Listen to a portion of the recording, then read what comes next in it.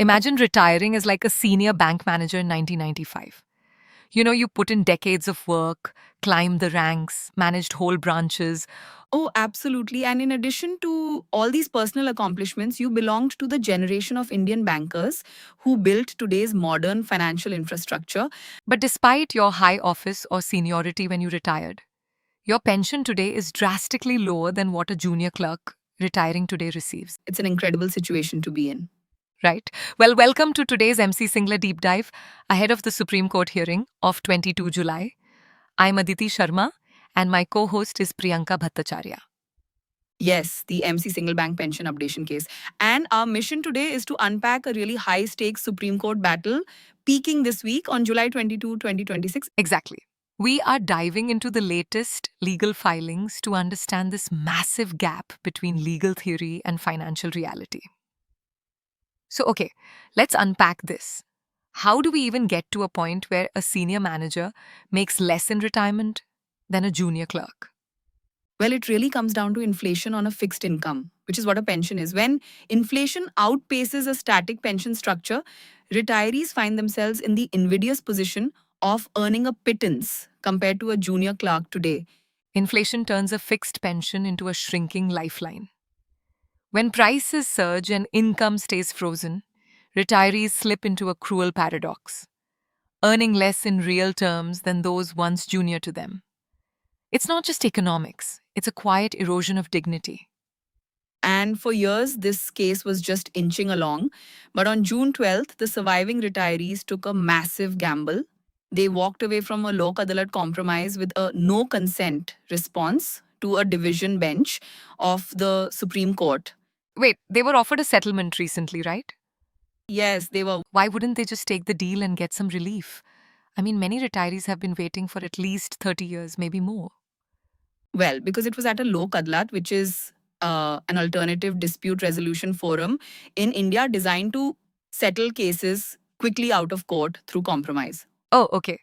Yes. So the retirees registered a formal no consent stance. They basically refused a halfway measure. And by forcing the issue, the Supreme Court locked the case in as part heard for July 2026. Part heard, meaning the specific judges on the bench, Justice Vikram Nath and Justice Sandeep Mehta, are locked in to see it through, right? Like no transferring the case, no resetting the clock.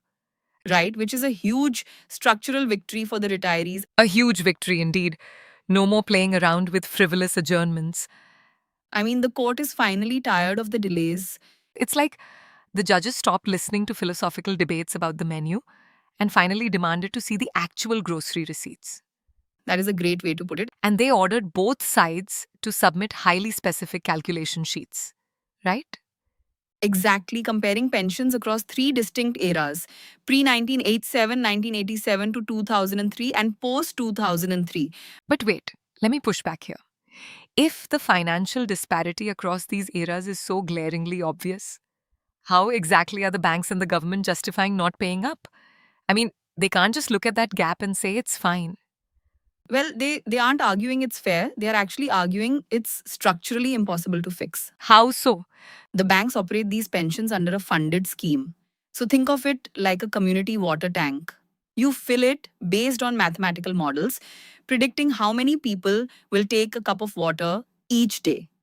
Makes sense. But if decades later a group demands buckets instead of cups to account for modern thirst, the tank runs dry. So, you're saying banks are arguing that latter day updation demand has substantially exceeded supply or the value of pension corpus? The banks argue the money physically isn't there to retroactively update thousands of pensions without risking outright insolvency. Wow, so they are claiming the rule governing these funds, Regulation 56, doesn't compel them to fund retirees' updation claims. That is their exact stance. They view Regulation 56 purely as a guideline for managing the existing pool, not, a blank check to create new financial liabilities.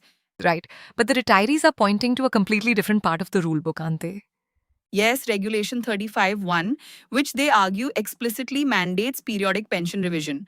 And they aren't just asking for a vague, make it fair adjustment either. Right? They have a specific math equation they want applied, the RBI formula. Let's break that down for the listener. Yes. This gets into the mechanics of bridging that 1995 to today gap. Specific pension calculation formulas based on Regulation 35(1), aiming to show exactly how much a retiree should be getting using the RBI formula, 80-88 points DA merger plus 10% increase was applied. It adjusts for inflation and the rising cost of living. And the points refer to the consumer price index. Basically, the retirees are saying take the massive inflation rate from the years we worked, merge it into our base pension using this specific 88 point index metric and add 10%. So it isn't a random number. Not at all. It's the exact mathematical formula the Reserve Bank of India or RBI used to update its own employees' pensions. Applying it mathematically drags a 1995 pension right into the economic reality of 2026. And that direct collision between the bank's strict economic modeling and the retiree's formula for human dignity is exactly why the justices demanded those calculation sheets. Yes, before asking the banks to show retirees the money, the Supreme Court need to see the actual math. On July 22, if the Supreme Court rules in favor of the retirees, it could force a historic, transparent formula for how society values past earned wages. I mean, it's about restoring economic parity to an aging population that has essentially been priced out of their own legacy by inflation. Yes.